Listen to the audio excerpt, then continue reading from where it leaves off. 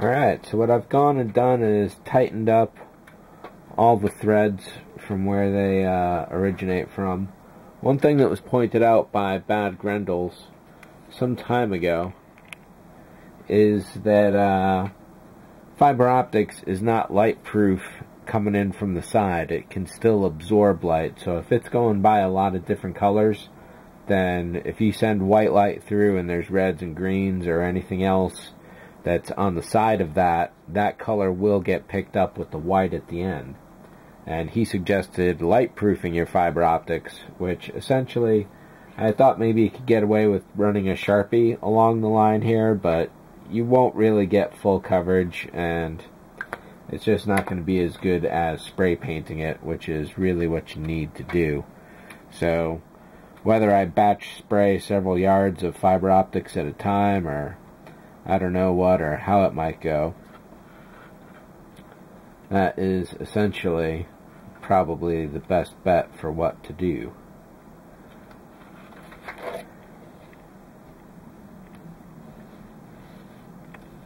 So all these points are pretty tight. I just want to make sure that everything's good and where it can be.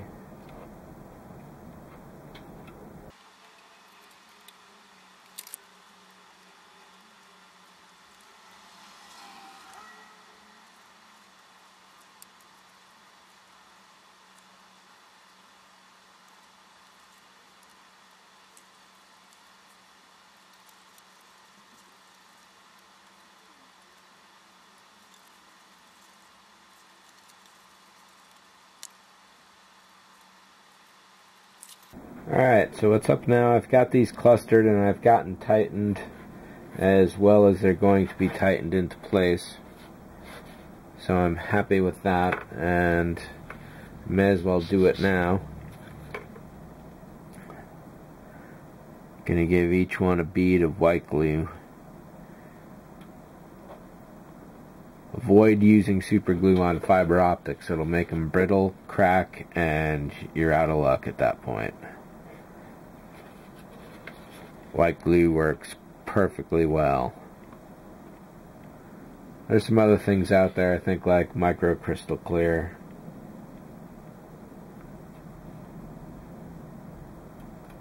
But you don't need to go specialty.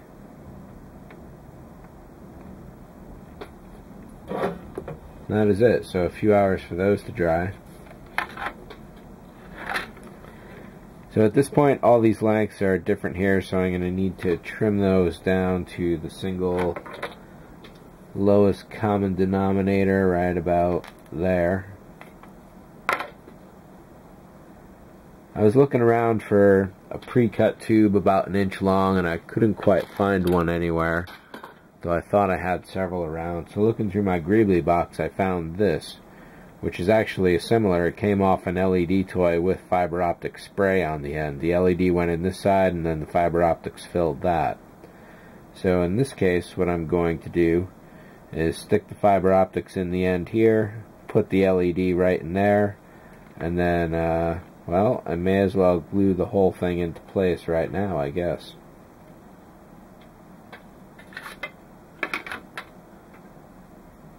And for that, I will be going with some CA. And I'm already gluing it to myself.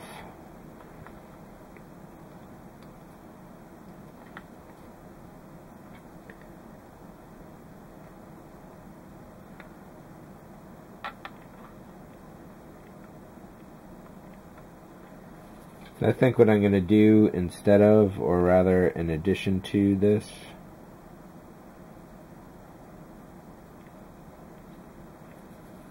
is get some Ava's epoxy.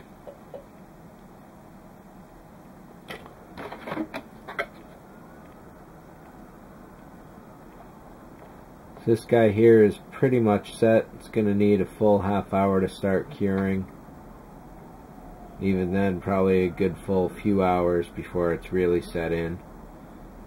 I've got the fiber optics in here just for placement, but it's putting enough pressure on the tube to twist it off, so I don't want that to happen. So at some point I'll wire up the 5mm straw hat cool white for that. Alright, so while you guys weren't looking, I don't even know how much I did now anymore. I glued this 5mm cool white LED into here. I simply soldered it to a contact point here and a contact point up there that were free. Looking at it lit up, definitely 0.5mm is far too small for this. Probably a 1mm would probably be really good for that, but I'm not going to change that out at this point. I'm going to go with it.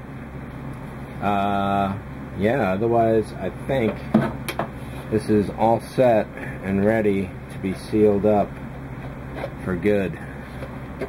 And if that's the case, then I can seal the neck onto this as well. Actually, I may have to build the impulse deck first, or the baffle rather. So exactly how I'm going to seal this up, I'm not quite sure yet. This is a lot of surface to really get clamped down, but I do have enough clamps. It'll just be a matter of getting the initial alignment pegs all set. Like here's an example where this fiber optic is kind of in the way of the key. Oh, there we go, we're all set there. All set around there.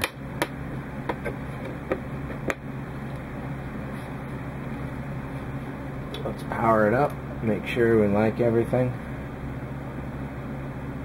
Now at some point I wound up flipping the polarities so that the red wire is negative and the black wire is positive. Usually it's the opposite way around. So I don't imagine you can even see the cool white points of light that are coming out here at all. They would obviously be much more obvious if this was painted fully shut. However, I think you might want to try a 1mm on that point. So yeah, the only thing I'm seeing that I don't like is nothing. Actually, you can definitely see the fiber optic everywhere it is. I think the fiber optic that I colored black with the Sharpie is definitely more distinct than the other side, simply because that's clear. And the question is, do I bother covering up that white cool spot there? Essentially, I suppose the answer has to be yes, because it will be throwing light around otherwise. Therefore, let's open this up again.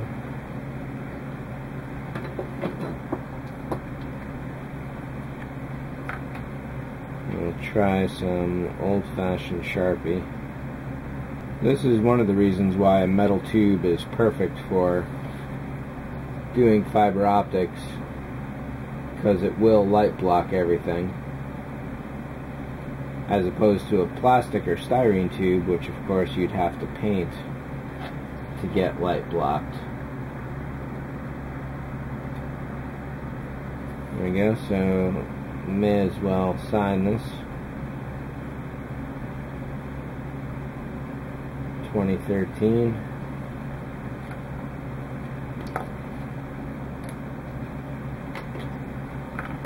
Not perfect, but better. If I had a more fresh marker, I bet that would really help. And it looks like I don't. So, good enough. This is ready to be sealed up. So it's the upper saucer that has a ridge around all the edges. So that is where I'm going to apply my glue.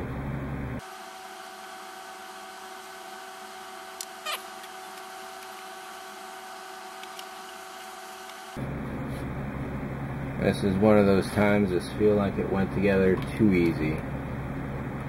I should be worried.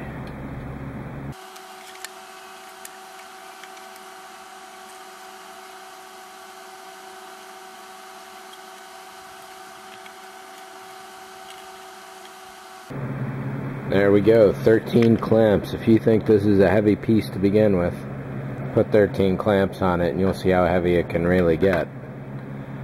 Over here, nacelles are ready. Lower secondary hull is ready. The upper secondary hull needs to have its impulse baffle done.